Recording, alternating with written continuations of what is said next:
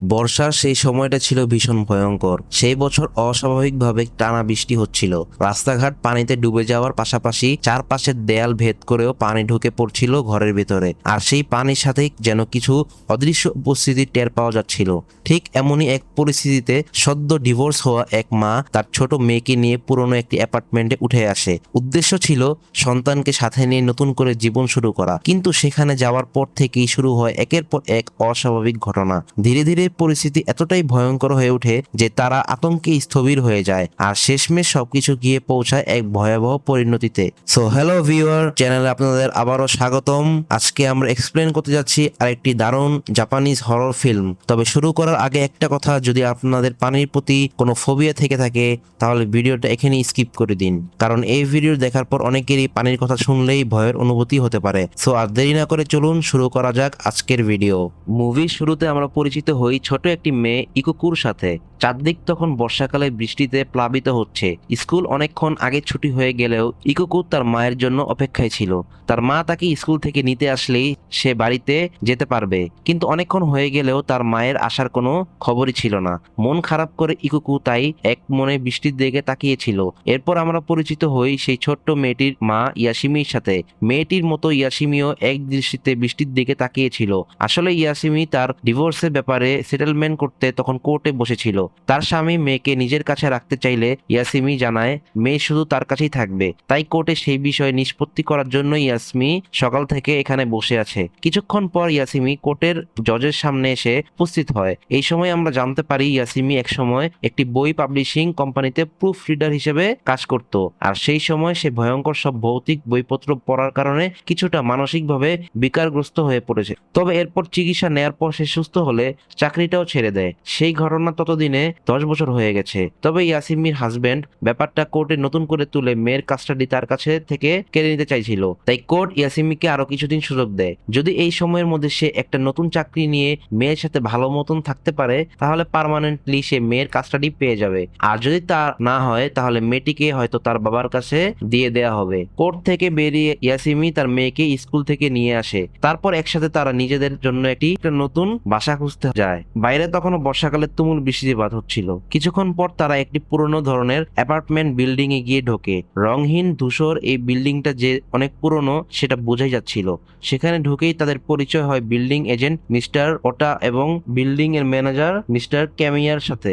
Mister ওটা তাদেরকে স্বাগত জানায় এবং লিফটে উঠিয়ে উপরে নিয়ে যেতে শুরু করে। লিফটে ওঠার সময় সাথে সাথে ইয়াসিমির কিছুটা অস্বস্তি ফিল হতে শুরু করে। সে দেখতে পায় লিফটের ফ্লোরে বৃষ্টির পানি জমে আছে।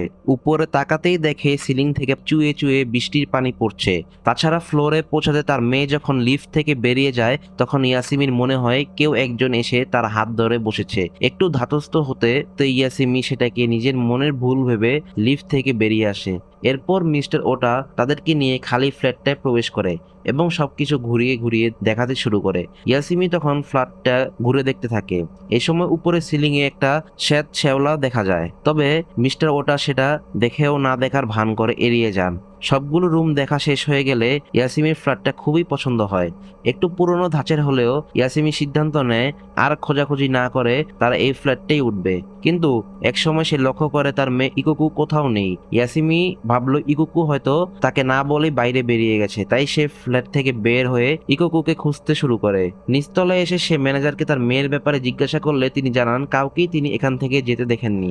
এই সময় ইয়াসিমি সিসিটিভি মনিটরে তার মেয়েকে দেখতে পায়। মেয়েটি একা একা লিফটে উঠে উপরে কোথাও যাচ্ছিল। ইয়াসিমি তখন ম্যানেজারকে সেটা কোন ফ্লোর জিজ্ঞেস করলে তিনি বলেন সেটা তার জানা নেই, কারণ বিল্ডিং এর সবগুলো ফ্লোরই দেখতে ঠিক একই রকম। ইয়াসিমি তখন লিফটে উঠে চারপাশে খুঁজতে থাকে এবং একসময় বিল্ডিং এর একদম উপরে ফ্লোরে ছাদে প্রবেশ করার পর ইকুকুকে দেখতে পায়। এতক্ষণ পর সে অবশেষে স্বস্তির নিঃশ্বাস ফেলে। কিন্তু এই সময় ইয়াসিমি ইকুকুর কাছে একটা লাল রঙের ব্যাগ দেখতে পায়। ইয়াসিমি জিজ্ঞাসা করে ব্যাগটি সে কোথায় পেয়েছে। ইকুকু জানায় সে ছাদেই ব্যাগটি কুড়িয়ে পেয়েছে। ইয়াসিমি ভাবে হয়তো এই ব্যক্তি এই বিল্ডিং এরই কোনো বাচ্চার হবে। তাই সে ম্যানেজারের কাছে ব্যাগটি জমা দিয়ে আসে। তবে ব্যাগটি নেড়েচেড়ে দেখার পর ম্যানেজার জানান তাদের এই বিল্ডিং এ এমন কোনো বাচ্চাই নেই, হয়তো তাদের মতোই অন্য কেউ ফ্ল্যাট দেখতে এসে ব্যাগটি ফেলে রেখে গেছে। তিনি ইকোকুকে ব্যাগটি ফিরিয়ে দিয়ে বলেন, এর কোনো দাবিদার যখন নেই তখন তুমি ব্যাগটি রেখে দাও। ইকোকু খুশি মনে তখন ব্যাগটি নিতে গেলে ইয়াসিমি কড়াভাবে তাকে শাসিয়ে দেয়। এই ব্যাগটিও তারপর থেকে ম্যানেজারের কাছেই থেকে যায়। পরদিন জিনিসপত্র গুছিয়ে নিয়ে এসে তারা নতুন ফ্ল্যাটে উঠে। সবকিছু গোছানো শেষে মেয়ে যখন বিছানায় খুনসুটি করছিল তখন ইয়াসিমি সিলিং এ সেই পানির দাগটা দেখতে পায়। সে ভাবে হয়তো কয়েকদিন ধরে ক্রমাগত বৃষ্টির কারণে দেয়ালটা স্যাঁতসেঁতে হয়ে গেছে, তাই সেদিনকার মতো সে ব্যাপারটাকে আর তেমন একটা গুরুত্ব দেয়নি। তবে পরদিন ইয়াসিমি দেখতে পায় দাগটা আগের দিনের চাইতেও বড় হয়েছে এবং আজকে সেখান থেকে বৃষ্টির পানিও গড়িয়ে গড়িয়ে পড়ছে। তাই সে একটা প্লাস্টিকের গামলা সেখানে রেখে দেয় যেন বৃষ্টি পানিগুলো গামলাতেই জমা হয়। একটু পরে ইয়াসিমি যখন বাইরে যাওয়ার জন্য তৈরি হচ্ছিল তখন ট্যাপ থেকে পানি নিয়ে পান করার সময় সে দেখে পানিতে একটা চুল ভাসছে এবং কেমন একটা অদ্ভুত গন্ধ তার ভেতর থেকে আসছে। তাই সে নিচে ম্যানেজারের কাছে গিয়ে সিলিং থেকে পানির লিকেজ হওয়া, খাওয়ার পানিতে চুল পাওয়ার ব্যাপারটা নিয়ে কমপ্লেন জানায়। তবে ম্যানেজার মিস্টার কামিয়া জানান বিল্ডিংটা অনেক পুরনো হওয়ায় বর্ষাকালে এরকম সমস্যা দেখা যাওয়াটা স্বাভাবিক। তিনি ইউসুমিকে আশ্বস্ত করে বলেন সমস্যার কথাগুলো তিনি লগবুকে লিখে রাখবেন এবং দ্রুতই কর্তৃপক্ষকে ব্যাপারটা জানাবেন। ইয়াসুমি ম্যানেজারের কথায় আশ্বস্ত হয় এবং তারপরই মেয়েকে তার স্কুলে ড্রপ করে দিয়ে আসে। নতুন এলাকায় এসে ওঠায় ইউসুমি ইকোকুকে নতুন একটি স্কুলে ভর্তি করিয়ে দেয় এবং অল্প সময়ের মধ্যেই ইকোকু তার নতুন স্কুলে মানিয়ে নিতে শুরু করে। পরদিন ইউসুমি বাইরের ডাস্টবিনে ময়লা ফেলতে গিয়ে সেই লাল ব্যাগটিকে ময়লার ঝুড়িতে দেখতে পায়। সেভাবে হয়তো ম্যানেজার কাউকে না পেয়ে ব্যাগটাকে ডাস্টবিনে ফেলে রেখে গেছে। এর কিছুদিন পরে ইউসুমি লক্ষ্য করে সিলিং এর দাগটা ক্রমশ আরোই বাড়ছে এবং প্রতিনিয়ত সেখানে থেকে পানি পড়ছে, কিন্তু বিল্ডিং এর কেউ এতদিনও সেটা ঠিক করতে আসেনি। ইউসুমি ভাবে হয়তো উপরের ফ্ল্যাটে কেউ একজন পানির ট্যাপ চালু করে রেখে দিয়েছে, যার কারণে সেখান থেকে পানি গড়িয়ে তাদের সিলিং বেয়ে পড়ছে। তাই ইউসুমি উপরের ফ্ল্যাটটা গিয়ে রুমের বাইরে নক করে।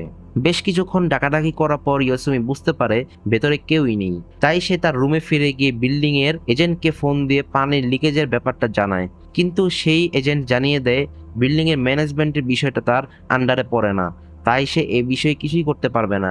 ইউসুমি ব্যাপারটায় খুব বিরক্তি হয়। এদিকে মেয়েকে নিজের কাছে রাখার জন্য ইউসুমির একটা চাকরির খুবই দরকার ছিল, তাই পরদিন সে এক পাবলিশিং কোম্পানিতে চাকরির জন্য ইন্টারভিউ দিতে আসে। তবে সেদিনও তার অনেক দেরি হয়ে যাওয়ায় মেয়েকে স্কুল থেকে নিয়ে আসতে তার অনেক সময় লেগে যায়। বাসায় ফেরার পথে রাস্তার পাশে একটা খুঁটিতে ইউসুমি একটি নিখোঁজ মেয়ের পোস্টার দেখতে পায়। নিখোঁজ মেয়েটির নাম ছিল মিৎসুকো, বয়স মাত্র 6 বছর।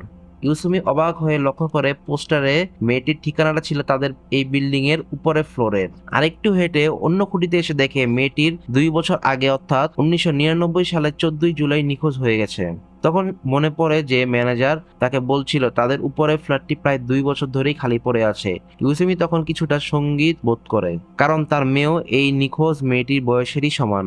সেদিন বাসায় ফিরতেই ইউসুমি টেলিফোনে সেই কোম্পানি থেকে একটি ভয়েস মেসেজ পায়। সেখানে জানানো হয় তারা ইউসুমিকে এডিটর হিসেবে সিলেক্ট করেছে এবং সে চাইলে পরদিন থেকে তাদের কোম্পানিতে জয়েন করতে পারে।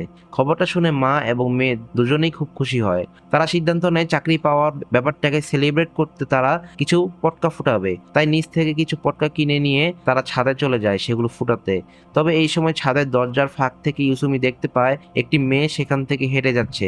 ব্যাপারটা এত দ্রুত তার চোখের সামনে ঘটে যায় যে ইউসুমি বুঝতেই পারে না সে যা দেখছে তা সঠিক কিনা। তাই কিছুটা হকচকিয়ে গেলেও ইকোকুর ডাকে সে ব্যাপারটাকে ইগনোর করে ছাদে গিয়ে প্রবেশ করে। এই সময় ইউসুমি ছাদের সেই লাল ব্যাগটিকে আবারও দেখতে পায়। এবার সে পুরোপুরি ভয়ে আটকে ওঠে, কারণ মাত্র গতকালই সে দেখেছে লাল ব্যাগটা ডাস্টবিনের ঝুড়িতে পড়েছিল, তাহলে আজকে আবার সেটি ছাদে কিভাবে চলে আসলো। এই সময় ইকোকু খুশিতে ব্যাগটা সেখান থেকে তুলতে গেলে ইউসুমি একটানে তার হাত থেকে ব্যাগটি কেড়ে নেয় এবং তখনই ডাস্টবিনে ব্যাগটি ফেলে দিয়ে আসে। এর কিছুদিন পরের কথা, একদিন স্কুলে ইকোকু যখন তার বন্ধুদের সাথে লুকোচুরি খেলছিল তখন সে আড়াল থেকে একটি মেয়ের অবয়ব দেখতে পায়। মেয়েটির সারা গা পানিতে ভেজা ছিল। হাঁটতে হাঁটতে মেয়েটি যখন তার দিকে এগিয়ে আসছিল তখন তার গা থেকে সেই পানি ফ্লোরে পড়তে শুরু করে। দৃশ্যটি দেখা মাত্রই ইকোকু প্রচন্ড রকম ভয় পেয়ে যায় এবং সাথে সাথে অসুস্থ হয়ে পড়ে। স্কুল থেকে ইউসুমিকে খবরটি জানানো হলে সে দ্রুত স্কুলে চলে যায় এবং গিয়ে দেখতে পায় ইগোকু ভয়ে অজ্ঞান হয়ে আছে এবং প্রচন্ড জ্বরে তার শরীর পুড়ে যাচ্ছে। ইউসুমি ভাবে হয়তো স্কুলে কোনো টিচার তাকে শাস্তি দেয়াতে সে হঠাৎই এভাবে অসুস্থ হয়ে পড়েছে, কিন্তু স্কুলের প্রিন্সিপাল ইউসুমিকে শান্ত করেন এবং তাকে আড়ালে ডেকে নিয়ে এসে তার মেয়ে ইগোকু সম্পর্কে কিছু কথা বলতে থাকেন। তিনি জানান ইগোকু আর 5টা সাধারণ ছেলে মেয়ে থেকে কিছুর আলাদা আচরণ করছে। প্রায়ই ইগোকু নিজের মনে মনে কথা বলে, তবে তিনি ইউসুমিকে আশ্বস্ত করে বলেন ডিভোর্স ফ্যামিলির ছেলে মেয়েদের মধ্যে এরকম আচরণ দেখা যাওয়াটা খুবই স্বাভাবিক, এটা নিয়ে চিন্তা করার কিছু নেই। প্রিন্সিপালের সাথে এইসব বিষয় নিয়ে কথা বলার সময় দেয়ালে আঁকা একটা ছবি দেখে ইউসুমি থমকে দাঁড়ায়। ছবি ছিল মিৎসুকো নামের একটি মেয়ের, অর্থাৎ এটা সেই নিখোঁজ মেয়েটির ছবি যার পোস্টারে সে কিছুদিন আগেই দেখেছিল। ছবিটি দেখে প্রিন্সিপাল জানান ছবির মেয়েটির নাম মিৎসুকো, সেও এই স্কুলে পড়তো। একসময় তার বাবা মা ছাড়াছাড়ি হয়ে গেলে মেয়েটির মা বাড়ি ছেড়ে চলে যায়, তারপর থেকে মেয়েটি একাই বাবার সাথে থাকতো। তবে একদিন মেয়েটিও বাড়ি থেকে নিখোঁজ হয়ে যায়, তারপর অনেক খোঁজাখুঁজি করেও মেয়েটির আর কোনো হদিশ পাওয়া যায় না। এ সময় ইউসুমি ছবিটার দিকে ভালো মতন লক্ষ্য করে এবং বুঝতে পারে ছবিতে মেয়েটির গায়ে লাল রঙের যে জিনিসটা রয়েছে সেটা আর কিছু নয় বরং একটা পার্স ব্যাগ। এবার ইউসুমির মনে আর কোনো সন্দেহ থাকে না যে বিল্ডিং এর ছাদে সে যে ব্যাগটি দেখেছিল সেটা এই নিখোঁজ মেয়ে মিৎসুকুরি ব্যাগ। ইউসুমি এবার কিছুটা ভয় পেতে শুরু করে। এর কিছুদিন পরে ইউসুমি আবারও কোর্টে গিয়ে হাজির হয়। এই সময় সে জানতে পারে এতদিন তার সাথে হয়ে যাওয়া সবকিছু মানে ইগোকুর অসুস্থ হয়ে যাওয়া, ইউসুমির প্রায় দেরিতে করে মেয়েকে স্কুল থেকে আনতে যাওয়া ব্যাপারগুলো তার স্বামী জেনে গেছে এবং সেগুলো কোর্টে জাজদের কাছে তুলে ধরেছে। বিষয়গুলো জানার পরেই জাজ ইউসুমিকে জানায় মেয়ের বয়স কম হওয়ায় তারা এখনো তাকে মায়ের কাছে থাকার অনুমতি দিচ্ছে, কিন্তু এরকম অনিয়ম যদি প্রতিনিয়ত চলতে থাকে তাহলে তারা মেয়ের কাস্টাডি তার বাবাকে দিতে বাধ্য হবে। এদিকে পুরো ব্যাপারটা ইউসুমি খুবই আপসেট হয়ে যায়। সে ভাবতেও পারেনি তার হাজবেন্ড এতদিন তার উপর নজর রাখছিল আর তাদের প্রতিটা খুঁটিনাটি বিষয় কোর্টকে জানাচ্ছিল। তাই ইউসুমির ধারণা হয় এতদিন তাদের সাথে যেসব ভুতুড়ে কর্মকাণ্ড হচ্ছে তার সবই বোধ হয় তার হাজবেন্ডেরই কাজ। তাই কোর্ট থেকে বের হওয়ার সময় হাজবেন্ডের সাথে দেখা হওয়া মাত্রই ইউসুমি চিৎকার করে তার সাথে ঝগড়া বাঁধিয়ে দেয়। তবে এই সময় ইউসুমির লয়ার এসে তাকে শান্ত করে এবং কিভাবে এই সমস্যা থেকে কাটিয়ে ওঠা যায় সে সম্পর্কে কিছু পরামর্শ দেয়। পরের দিন ইউসুমি অফিস থেকে ফিরে অসুস্থ মেয়ের দেখাশোনা করতে শুরু করে এবং একসময় ক্লান্ত হয়ে তার বিছানার পাশে মাথা রেখে সে ঘুমিয়ে পড়ে। তখনও সিলিং থেকে টুপটুপ করে পানি তার মুখে পড়তে থাকে। এই সময় ইউসুমি একটা অদ্ভুত স্বপ্ন দেখে। স্বপ্নে সে একটা ছোট মেয়েকে দেখে। মেয়েটি স্কুল থেকে ছুটি হওয়ার পর একা একা গেটের পাশে বসেছিল, কিন্তু কেউই তাকে নিতে আসে না। মেয়েটির পরনে ছিল একটি হলুদ রেনকোট আর সেই লাল ব্যাগটি। একটু পরেই কাউকে না জানিয়ে মেয়েটি একা একা স্কুল থেকে বেরিয়ে আসে। তারপর হেঁটে হেঁটে সে এই বিল্ডিং এর কাছে এসে পৌঁছায়। তারপর নিজে নিজে লিফটে উঠে তার বাসার দিকে যেতে থাকে। এই সময় মেয়েটির সাথে দুজন ইউনিফর্ম পরা পুরুষও লিফটে গিয়ে উঠে। এরপর মেয়েটির রেনকোটের হুকটা মাথা থেকে নামায় আর তারপর ঘুরে উল্টো দিকে ফিরতে লিফটটা বন্ধ হয়ে যায়। তখনই ইউসুমির ঘুম ভেঙে যায়। জেগে উঠতেই সে দেখে ইগোকু বিছানায় নেই আর সিলিং এর লিকেজ ততক্ষণে বিশাল আকার ধারণ করেছে এবং সেখান থেকে পানি পড়ে পুরো বিছানা ভিজে গেছে। ইউসুমি তখন পাগলের মতো ইগোকুকে খুঁজতে থাকে। চারপাশে দেখার পরেও কোথাও সে ইগোকুকে খুঁজে পায় না। এই সময় সিসিটিভিতে মনিটরে সে দেখে লিফটে পানি জমে আছে, তার মানে ভেজা অবস্থায় কেউ একজন বোধহয় উপরে গেছে। তাই ইউসুমি তৎক্ষণাৎ দৌড়ে লিফটে উঠে লিফট যখন 7 নম্বর ফ্লোরের কাছাকাছি পৌঁছায় তখন লিফটের ভেতরে একটা ছোট মেয়ের অবয়ব দেখতে পাওয়া যায়। তবে ইউসুমি সেটা একেবারেই লক্ষ্য করেনি। লিফট থেকে বেরিয়ে ইউসুমি সোজা ছাদে চলে যায়। সেখানেও ইগোকুকে কোথাও দেখা যায় না। তার পাশে সিঁড়ি বেয়ে ছাদের ওয়াটার ট্যাঙ্কারে উপরে উঠে দেখে সেখানে ইগোকু আছে কিনা, কিন্তু কোথাও ইগোকুর চিহ্ন পাওয়া যায় না। তবে এই সময় সে পানির ট্যাঙ্কারের কোনায় সেই লাল ব্যাগটিকে আবারও দেখতে পায়। ব্যাগটি দেখেই ইউসুমি ভয়ে আটকে উঠে। সে তখনই রুমে ফিরে গিয়ে তার হাজবেন্ডকে কল দেয়, জানতে চায় ইগোকু তার কাছে আছে কিনা, কিন্তু তার হাজবেন্ড জানিয়ে দেয় ইগোকু তার কাছে নেই। আর এত রাতে ইগোকু হারিয়ে বা গেল কিভাবে? এই সময় ইউসুমি উপরের তলার ফ্লোরে কারো পায়ের আওয়াজ শুনতে পায়। তারপরেই সে ফোন রেখে দৌড়ে রুমটির কাছে গিয়ে হাজির হয়। সে দেখে রুম থেকে ঝরঝর করে পানি বেরিয়ে আসছে। তারপর কিছুক্ষণ ডাকাডাকি করে কারো সারা শব্দ না পেয়ে ইউসুমি যখন দরজার নকটায় মোড় দেয় সাথে সাথেই তখন দরজাটি খুলে যায়। ভেতরে প্রবেশ করে ইউসুমি দেখে পুরো ফ্ল্যাট জুড়ে বৃষ্টি পানি ঝরঝর করে পড়ছে। পানিতে চারপাশ তলিয়ে আছে, এমনকি রান্নাঘরের ট্যাপ থেকেও ঝরঝর করে পানি নিচে বেয়ে পড়ছে। আর তখনই ইউসুমি ইগোকুকে দেখতে পায়। ইকোকো ঘুমের ঘরে স্লিপ ওয়াকিং করছিল।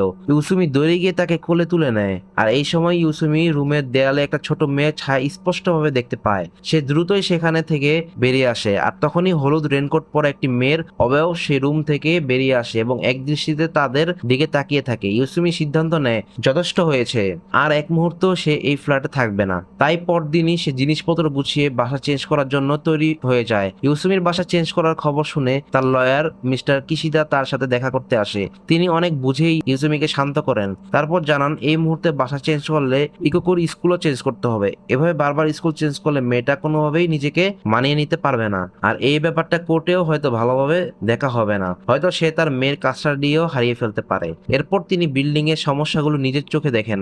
উপরের তলায় ফ্ল্যাটে গিয়ে দেখেন সেখানে রুমের ট্যাপ থেকে গত কয়েক মাস ধরে পানি পড়লেও সেটা কেউ চেক করেনি, যার কারণে সেই পানি সিলিং বেয়ে ইউসুমি ফ্ল্যাটে গিয়ে পড়তো। তিনি বিল্ডিং এর এজেন্ট আর ম্যানেজারকে ব্যাপারটা ফিক্স করার কথা বলেন। এরপর তিনি ছাদে উঠে চারপাশটা পর্যবেক্ষণ করে দেখেন সেখানে হাইওয়ের আশেপাশে বেশ কিছু নিয়ন লাইট লাগানো আছে।